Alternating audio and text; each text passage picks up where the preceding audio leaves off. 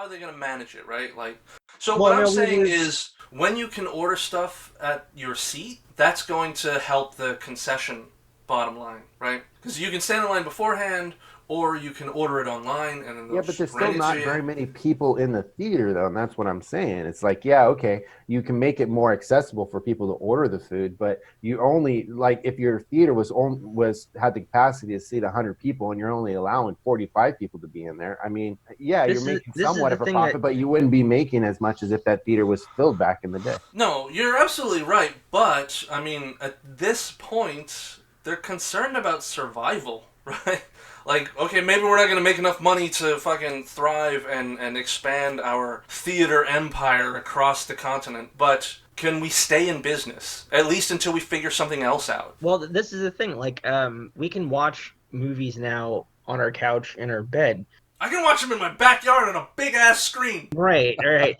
Theaters are going to have to find reasons why do I want to do that? Why do I want to go to a theater Yeah, and risk my health, watch it? be I around mean, other people. Yeah. yeah, with other people and pay for. I mean, so beer definitely is an incentive. Um, Having different types of food is an incentive. I mean, it's just the industry is going to definitely have to adapt to the fact that we all we have access to fucking movies now, like at the touch of a fucking button. Why do I need to go watch a low Yeah. budget flick on the big screen? There's no reason. There's no reason for that. Something that doesn't have like huge special effects, something that's not gonna blow me away on like an IMAX screen. There's absolutely no fucking reason that I should be going and paying $18 for a ticket to go sit there and watch that. When Um, you can pay $18 just to sit at home in the convenience exactly, but You can pay $6. right. I mean, going on that, I think we were talking earlier about, I mean, HBO Max just launched. We were talking Woo! about, is this the start of like Netflix Plus? Like, are like the streaming services on the verge of not only streaming but also going to have like subdivisions? Like, do you think they're going to be just keep going? Like, I mean, there's Disney Plus. I mean, Yeah, there's also like there's tiers of Hulu, right? Like you can stream shows with commercials, or you can pay extra to stream shows without commercials. this is like the third HBO thing. There's HBO Go. HBO Now. Yeah, HBO Now. This is the third HBO thing.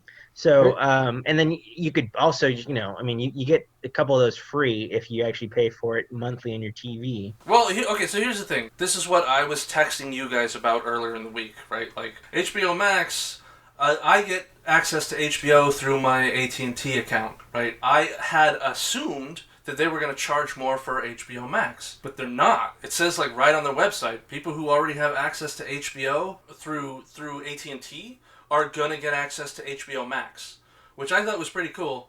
And then I was like, what the fuck is the point? Yeah, exactly. Yeah, no, that's what I was going to ask. Is HBO Now or HBO Go? Do you have the ability of watching those HBO series, those shows when they actually air, or is HBO Max just a repository of everything that is Warner Brothers and HBO, and that I you can think, go back and yeah, watch? yeah, And that's HBO that's Now and that's what it HBO is. Go is going to be allow you to actually stream stuff like as it's airing on HBO HBO. Go Okay. is what's on HBO right now. Have either of you experienced HBO Max at all yet?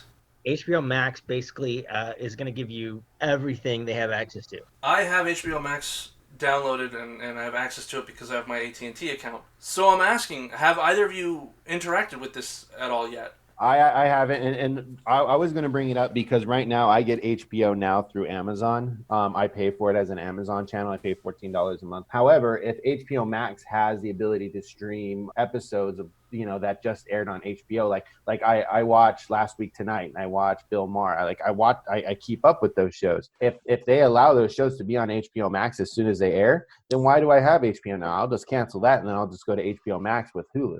All right. No, but what you were So, saying, like HBO Max, how do we differentiate between? I mean, everything on Netflix, everything on Hulu that's Warner Brothers is now probably going to be On HBO possibly Max. Max. Yeah. Everything Yeah. that's Disney did you guys on Hulu and Netflix is going to be on Disney Plus. weren't you guys privy to this conversation? Meaning, I sent out a text talking about HBO Max to all of us, and then started telling me about how HBO Max is going to be available to HBO subscribers. I don't listen to you guys. I thought you guys were only talking about how you were able to get HBO Max. I Yeah. didn't think you were talking about like what No, we're just are the different. benefits of having it So- over HBO now.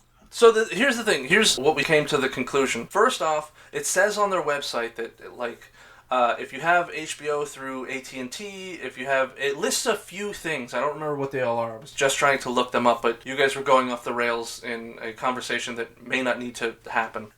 So it lists a few different providers. It says if you have this or this or this, you're going to get HBO Max at no extra charge. And so once it launched, I downloaded the app and I accessed it through my AT&T account, and that happens to be true. And so and I were like speculating, like, what the fuck is the point? There's content that is exclusive to HBO Max, like the Looney Tunes stuff that we're all interested in, right?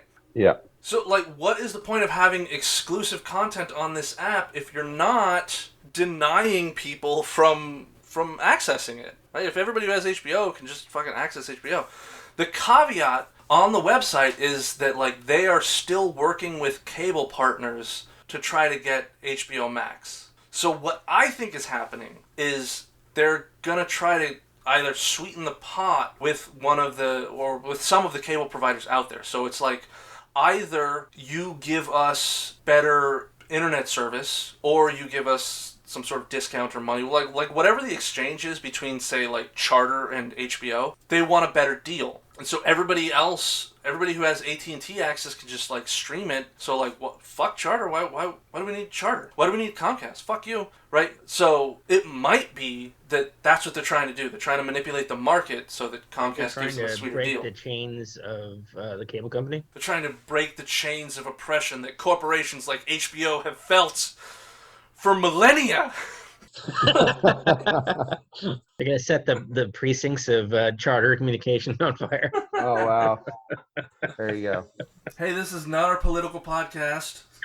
Relevant.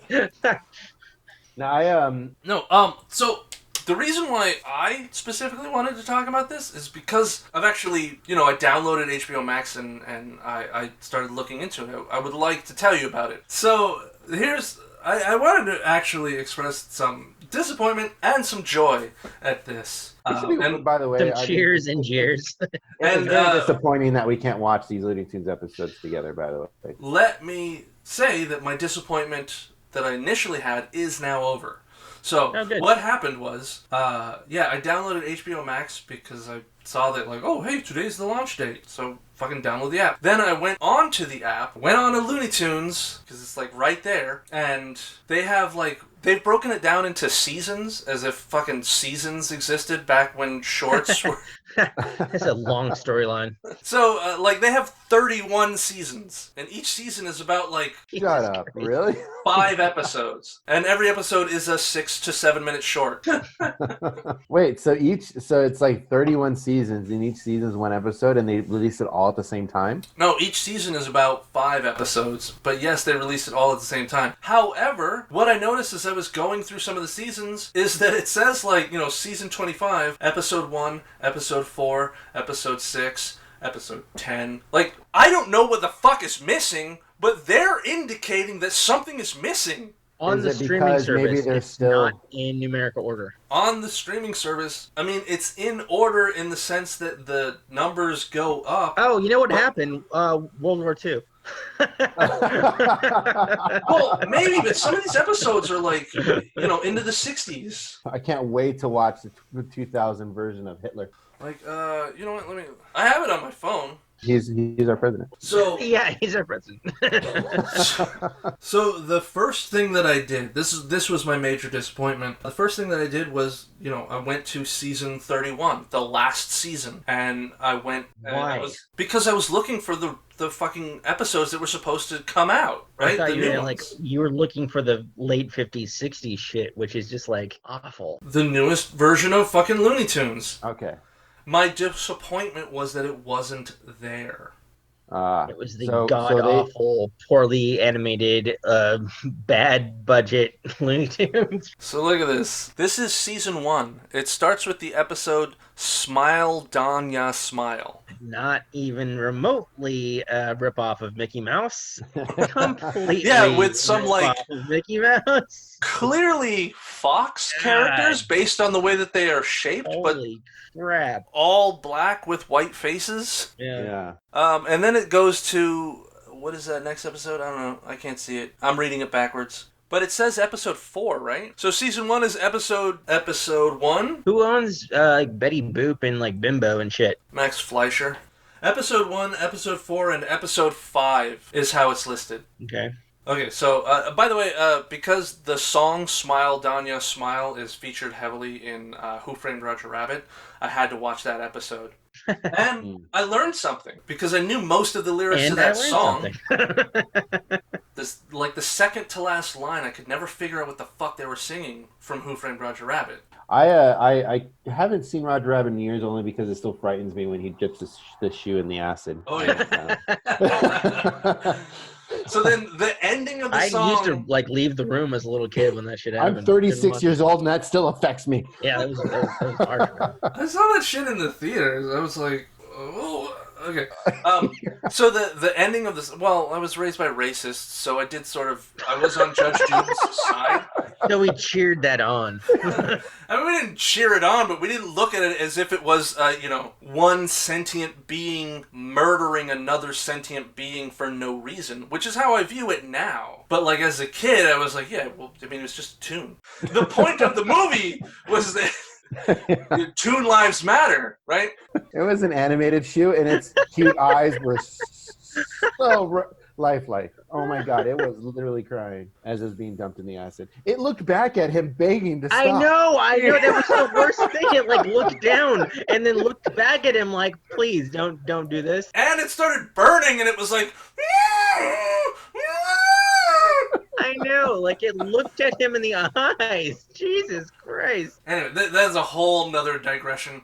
One day, I will dissect the shit out of Who Framed Roger Rabbit. I can't watch Neverending Story when the horse gets fucking killed. Exactly. Oh, I saw a meme today that was like, By the way, fuck kids today. They did not have the horrible movies we had where they were just like, this is death. Face it. You know what? I don't know what the fuck kids are consuming nowadays. But no, the meme that I saw was, it was like my plans in 2020, and it was Atreyu on Artex. Right. And then it was like 2020, and it's the fucking screen stills from The Swamp of Sadness. Yeah. Oh, Jesus. The horses, the horse sinking into the mud. Oh, dude. Again, as a kid, had to leave the room. Couldn't watch the horse get drowned in mud because he was sad. Yeah. Yes, what a horrible thing. It's such a slow death, too. God, he's like begging the horse. Ah, God, fuck you, Jim Manson. Yeah. But once again, I had a terrible time watching those two scenes, a cartoon shoe being melted and a horse slowly, sinking within a mud pit, but yet was able to watch Murphy get shot up and become RoboCop. Yeah, see, you guys are fucking sycophants or sociopaths. I'm like in between you guys because like that fucked me up, but I came back to it and enjoyed it. You know what's a weird thing? Like to this day, I still like get kind of freaked out when things get poked like in an eye or something comes close to an eye, and I realize it's because as a little kid I saw Terminator when he takes out his eye. Oh, he takes his eyeball out. Swear to God, that is the reason why I'm like, don't fucking keep close to my eye. Yeah. So you tell me you would never wear contact? No, God, because my eye might fall into a sink. Like, yeah, I don't know where it came from, but I have the same thing about putting things in my eye. Yeah, dude, no. Schwarzenegger putting a fucking scalpel in his eye. God damn it. What was it? Ace Ventura, the second movie, when he Right, puts his finger on his eyeball? Yeah. I was like, how does anybody do that? You're not human! All right, so the reason why I mentioned Smile, Danya, Smile was because the second to last line, right? The ending of the song is Smile, Danya, Smile, ain't life worthwhile. And then it repeats, Smile, Danya, Smile. And I never understood that ain't life worthwhile. That little nugget just like completed part of my childhood. But then, I did go looking for the latest Looney Tunes stuff, and what I got was, according to fucking this app, The last Looney Tunes thing they released was in 2005. It was a 8-minute episode of Duck Dodgers.